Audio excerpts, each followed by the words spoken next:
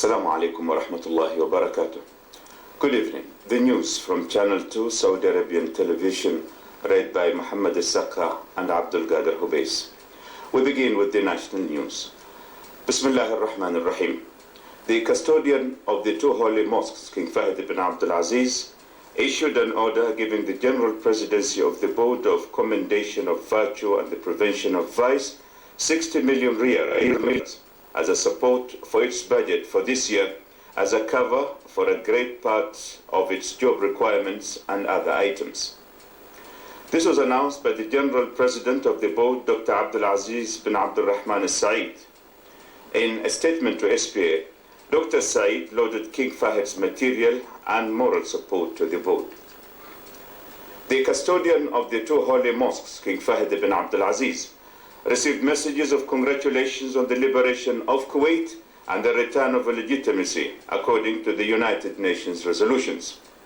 The messages were from Colonel Idris Deby, the President of Chad, President Lech Wałęsa of Poland, Prince Saif al-Islam Abdullah bin al-Hassan and his brothers Ahmed and al-Hassan, and His Eminence Sheikh Jad al-Haq Ali Jad al-Haq, the Rector of Al-Azhar.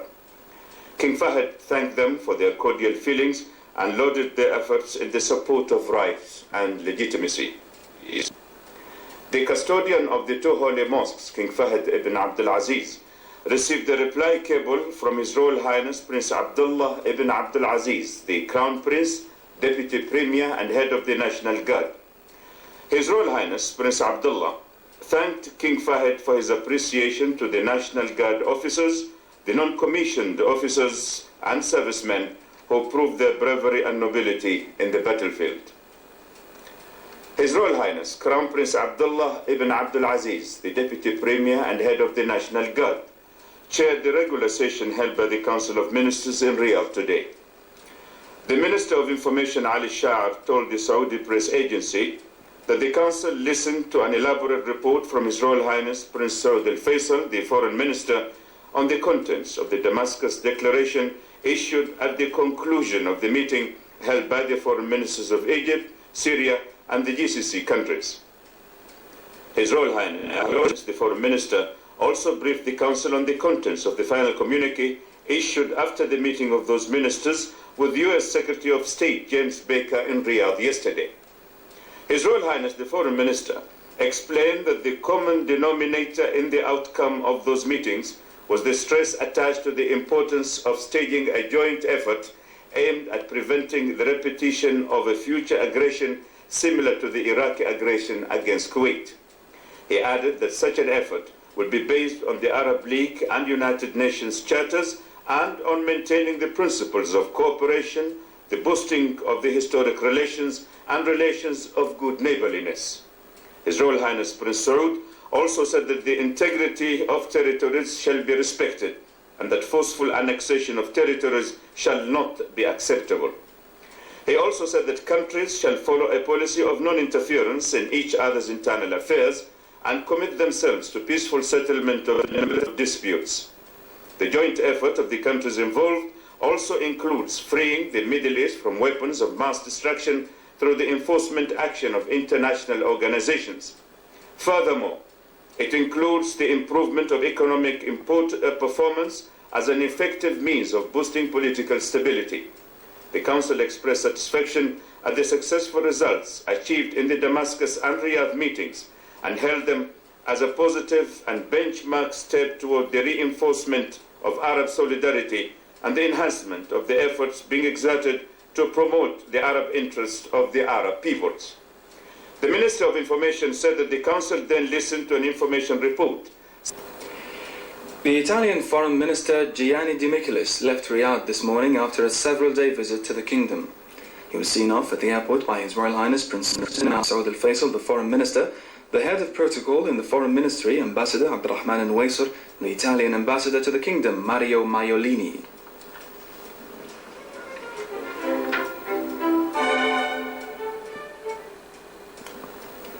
The Dutch Foreign Minister Hans van der Broek arrived in Riyadh this evening on a visit to the kingdom.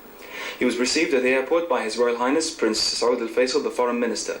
He was also received by the head of protocol in the Foreign Ministry, Ambassador Abdurrahman bin Hamad bin Waisir, the Kingdom's Ambassador to the Netherlands, Abdul Mahsen Sderi, and the Dutch Ambassador to the Kingdom, Heen Phillips. His Royal Highness Prince Mohammed bin Fahad bin Abdul Aziz, Governor of the Eastern Province, received at his office today civil defense personnel in Khafji who were previously captured by the Iraqi aggressor. His Royal Highness congratulated them on their safe return to homeland Al-Muhajir and lauded their role and sacrifices in defending their religion, king and country.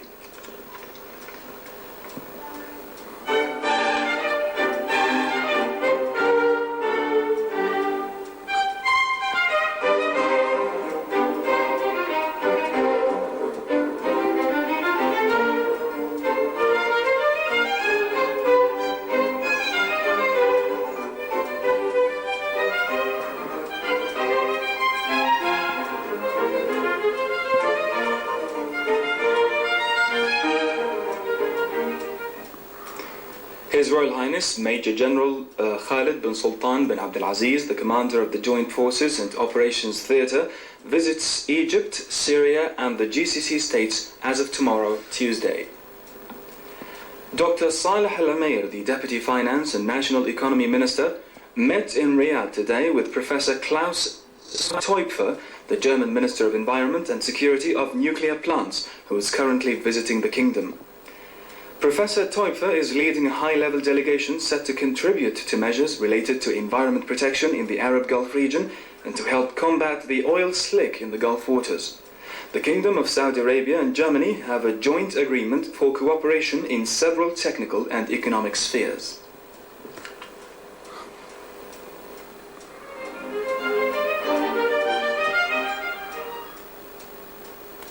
And in the international scenes, the Monitoring Committee of the Organization of Petroleum Exporting Countries, OPEC, ended its first meeting in Geneva today for the first time since the Gulf War. The committee was called to monitor the oil market. It is expected that the committee will resume its meetings later this evening. In statements carried by the Associated Press, the Petroleum Minister Hisham Nader said the meeting is only confined to monitoring the global markets. He pointed out that it will not turn into an OPEC conference, adding that he only came to attend the meeting of the Monitoring Committee. Do you think that the crisis situation is over? United States Secretary of State James Baker held talks with Egyptian President Hosni Mubarak and his counterpart Ismat Abdel Majid in Cairo this morning on ways of achieving a comprehensive Middle East peace. Baker, on a whirlwind 10-day tour of the Middle East, Turkey and the Soviet Union, told correspondents on the prospective peace plan in the Middle East.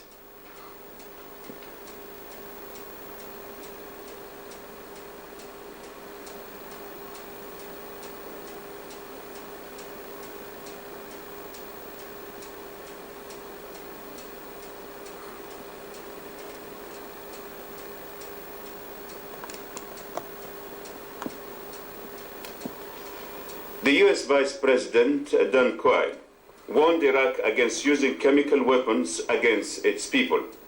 Speaking to reporters following a television interview yesterday, Quayle said, "We have warned Iraq at the highest level possible that if in fact Saddam Hussein and his military begin to use chemical weapons, they will first be held personally accountable, and that they will take this very seriously." Clearly, that if they once again use chemical weapons, that they will be held accountable, and that we will take this matter seriously, and that there will be consequences. Saddam Hussein has used it before, and we anticipate that perhaps he could use it again. That's an instructive note. Hopefully he will be deterred from using it this time as well. U.S. Secretary of Defense Richard Cheney affirmed that the United States is well determined that all prisoners of war arrested by the Iraqi regime be freed. He added that the Iraqi regime thought it could use the prisoners of war to weaken the determination of the USA. Staff Chairman General Colin Powell were on hand to greet them yesterday at Andrews Air Force Base. Thought he could use you to weaken America's resolve and undermine our nation's will to see this war to its end. His judgment could not have been more wrong. The President and the American people would not rest until you and the entire Kuwaiti nation were free. Opponents of Iraqi President Saddam Hussein began a conference in Beirut today, hoping to speed up an uprising against him and install a new government in Baghdad. About 325 leaders and delegates of 23 anti-Saddam groups met at Beirut's Bristol Hotel for their biggest conference amid reports that many Iraqi cities and towns were in turmoil. Meanwhile, a spokesman for the Iraqi Kurdish Front based in London said that Kurdish protesters are controlling several towns around the oil-rich region of Kirkuk in northern Iraq, and that they are preparing to take the city itself. The people of Iraq are staging a nationwide uprising in which they are broing the dictator's violent crackdown.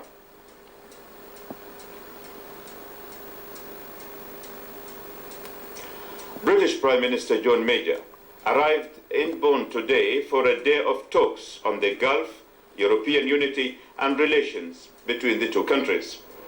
Major was officially welcomed by President Richard von Weizsäcker at the start of the 21st Anglo-German Summit.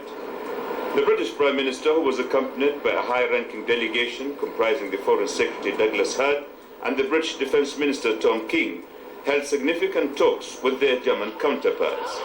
The summit is expected to produce further signs of Major's efforts to create a warmer relationship between the two nations.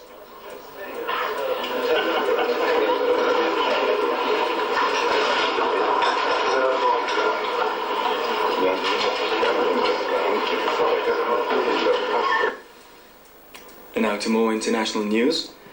Police used tear gas and truncheons against an estimated 8,000 students in a pre-dawn demonstration in Belgrade today, less than 2 days after bloody riots left 2 dead and scores injured. First North Korean government delegation in Japan began talks in Tokyo today on normalizing relations.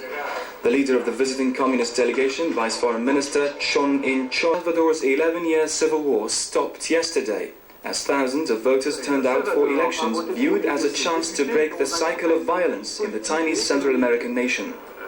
Some 2.2 million Salvadorians were eligible to vote in the national. The United States and South Korea began rehearsals yesterday for the annual joint military exercises, much reduced this year because of the Gulf War and cost constraints. The full-scale exercises, codenamed Team Spirit, were to begin today with hundreds of sports. Mikhail Sechennikov of the Soviet Union broke the world record for the 5,000-meter walk at the World Indoor Athletics Championships in Sevilla, Spain yesterday. In a thrilling finish, Sechennikov just edged out Italy's Giovanni Di Benedictis to win in 18 minutes, 23.55 seconds, just 0.05 seconds ahead of Di Benedictis. Both were inside the old mark of 18 minutes, 23.60 seconds set by Soviet Franz Kostyukovich, who finished third in 18 minutes, 47.05 seconds.